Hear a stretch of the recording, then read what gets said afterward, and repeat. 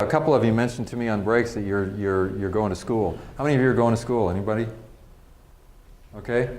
Is it hard to work and go to school full time? It was for me. It was really hard. And I was at a point in my career about 20 years ago where I felt like I wanted to go back and get an MBA, but where do you ever have time to do that? Because you got the family and everything else. And my general manager was encouraging me to do it. He said, because we had gotten taken over by a big company, and he said, well, policies have changed. You cannot be promoted. I was a director.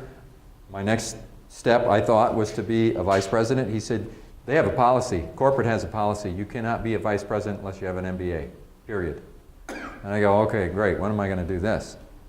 And and we had a policy that basically said that in order to get something like that, you got to pay for it up front. And he suggested Emory University, which is in Atlanta, and I went over there and talked to him, and it was $40,000.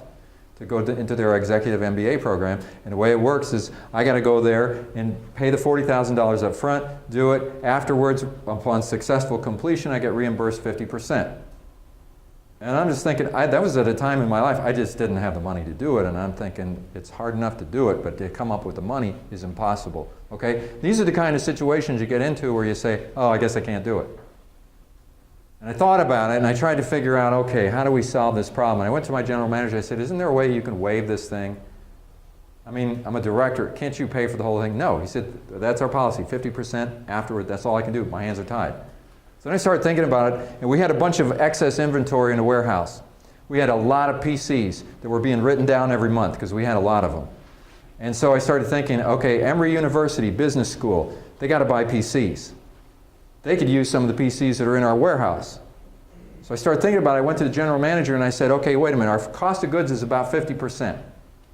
If I were to work out a deal where I could barter and give them $40,000 list price of PCs out of our warehouse, which is excess inventory, which you're having to write down every month, would you agree to do that, a barter? He said, yeah, if you can swing it.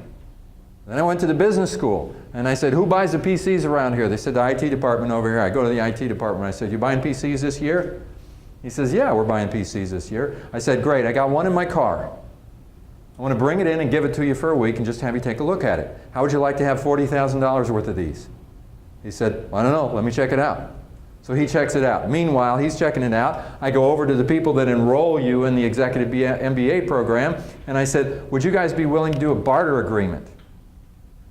In other words, if we were to, your IT department needs PCs. If we can, and if we can make him happy and give him $40,000 worth, can you internally work this out with your internal funds so that you're happy and you can take that in trade for my tuition?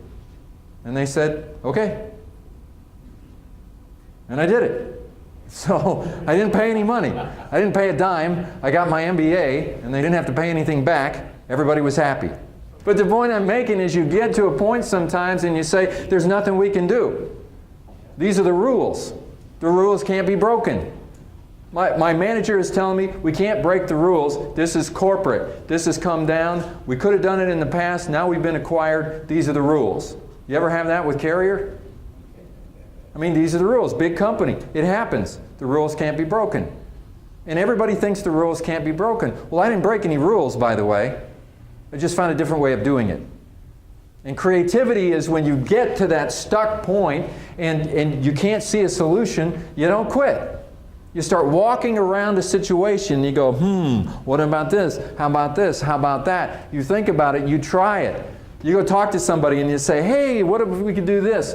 And pretty soon you come up with a solution, for instance, like this one here, where they ended up getting $250 from these guys. It's so often our point of reference is based on something that's completely limited. Your point of reference in lookers and runners was all the restrictions. And if that's your point of reference, it's hard to see that the builder can do anything, the supplier can do anything, you can build it anywhere. It's hard to imagine that. Wrong point of reference.